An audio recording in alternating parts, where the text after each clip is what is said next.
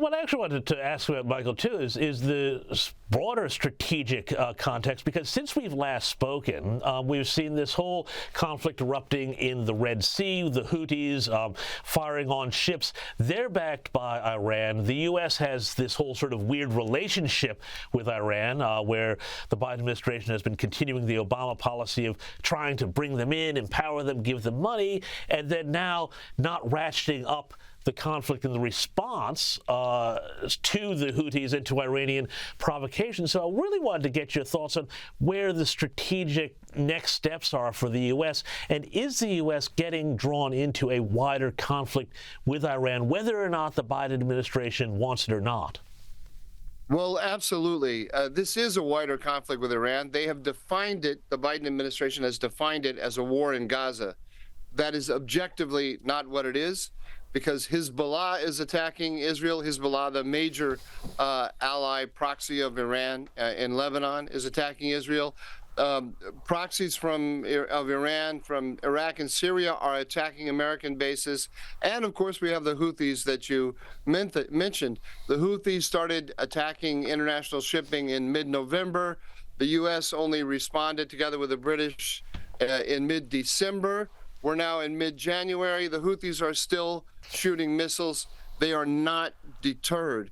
I mean, the important thing to realize here is that the Houthis achieve the effect that they want to achieve, that is a drastic reduction in shipping through the Red Sea and through the Suez Canal, whether they hit anything or not. I mean, if two guys go into a restaurant and start shooting guns at each other, even if they don't hit any of the diners, the restaurant clears out. The business is killed because people are shooting in the business. So the United States has failed to deter the Houthis, and international shipping companies are voting with their feet and moving everything around the Cape of Good Hope. So this policy has failed so far.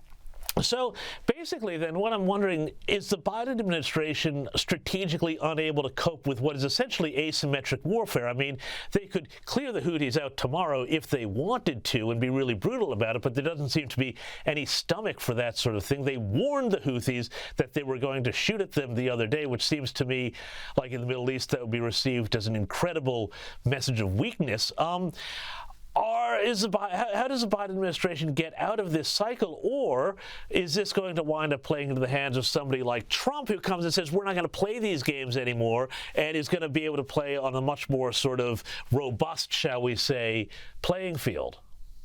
Well, a lot can happen between now and the election, and when I say a lot can happen, I mean not that I'm imagining that the United States will escalate, but that the United States can make a lot more concessions to Iran.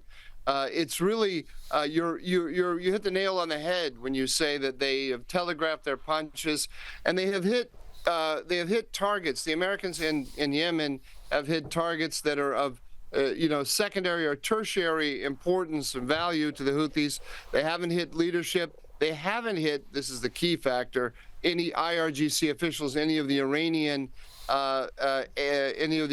advisors who are there, playing a very important role in training, equipping, and advising the Houthis about their attacks in the Red Sea, and in giving them political cover, but also intelligence about how to carry out these attacks. The Biden administration is very proud of its Iran engagement strategy. It will not do any, it is shown time and time again that it is not willing to do anything to imperil it.